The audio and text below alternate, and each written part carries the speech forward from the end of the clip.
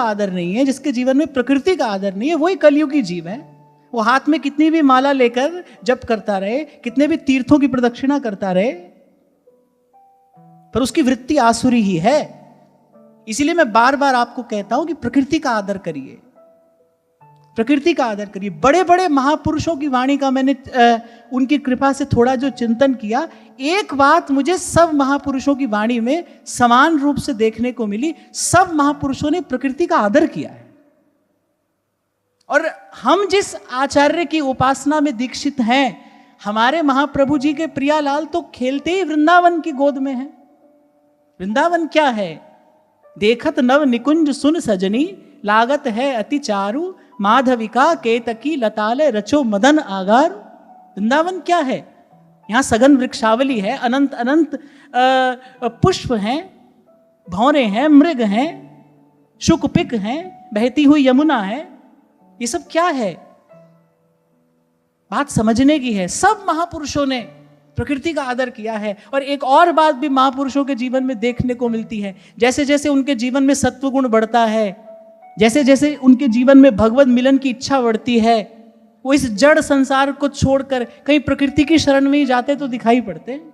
महाराज कितनी सुंदर बात वाणी के आरंभ में कहते हैं, पवन गुरु पाणी पिता, माता तरत महत, दिवस रात दोए दाई दाया, खेले सगल जगत सतनाम सतनाम सतनाम सतनाम। आप चाहते हैं जीवन में न आए कलयुग के दोष, तो दो कार्य करिए, धर्म का आदर और प्रकृति की सेवा। और कलयुग का धर्म क्या है? कलयुग का धर्म क्या है? जल्दी बताओ। हरि नाम कलयुग का धर्म है, ये श्रीमद् भागवत की घोषणा है। कलौ तद्धरि कीर्तनात्, नाम का आश्रय लीजिए और प्रकृति की सेवा करिए। आपसे मैंने कहा था कभी कि एक रसिक का जो निवास स्थान हो, जहां पर आप रहते हैं, पहले तो ये सोचना नहीं चाहिए कि हमारा घर है, ये सोचना चाहिए कि भाई हम तो श्री जी की कुंज में रहते हैं, श्री जी की सेवा करते हैं। तो एक रसिक उपासक की जो कुंज हो, भाई कम से कम वहां तो प्रकृति का प्रसन्न दर्शन होना चाहिए ना। एक वैष्णव का घर पहचाना जाता था किससे? तुलसी के थांवले से। सुबह और शाम उसके घर में तुलसी के थांवले पर दीपक जलता हो, उसके घर के मुख्य द्वार पर शंख चक्र गदा पद्म आदि चिन्ह चिन्हित हो, अंकित हो, ऐसे एक वैष्णव का घर पहचाना जाता था।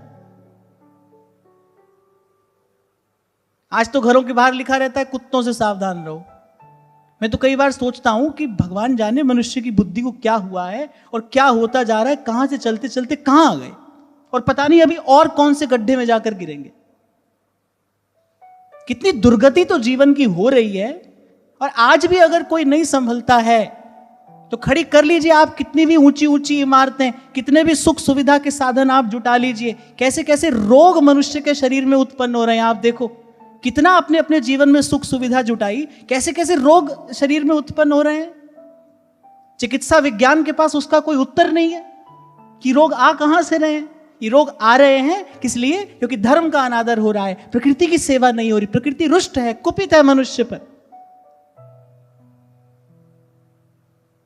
तो यहां इस अध्याय के आरंभ में सबसे पहली बात हमको देखने को सीखने को मिल रही है, कलयुग पीड़ित कर रहा है किसको? धर्म और प्रकृति को। जिसके जीवन में भी धर्म और प्रकृति पीड़ित होंगे, उसके जीवन में कली के दोष आएंगे और बढ़ते चले जाएंगे। सुखी जीवन ही तो चाहते हो। प्रत्येक व्यक्ति की कामना क्या है? कि मेरा जीवन सुखी हो, मेरे जीवन में सुख शांति हो। साधु महात्माओं के पास जा जाकर यही आशीर्वाद तो आप मांगते हो। किसी के कमंडल में थोड़ी रखी है सुख शांति, वो तो आपकी जीवन शैली में छुपी है। साधु महात्माओं से तो सद्विचार लेना चाहिए। मैं तो पहले दिन से एक बात कहता हूं, साधु का काम क्या है, संत का काम क्या है? संत का काम है कि समाज को सही दिशा दे अपने अपने उज्जवल विचार से। उसका कार्य केवल इतना है, आत्मचिंतन में रत रहे। साधु क्या करे?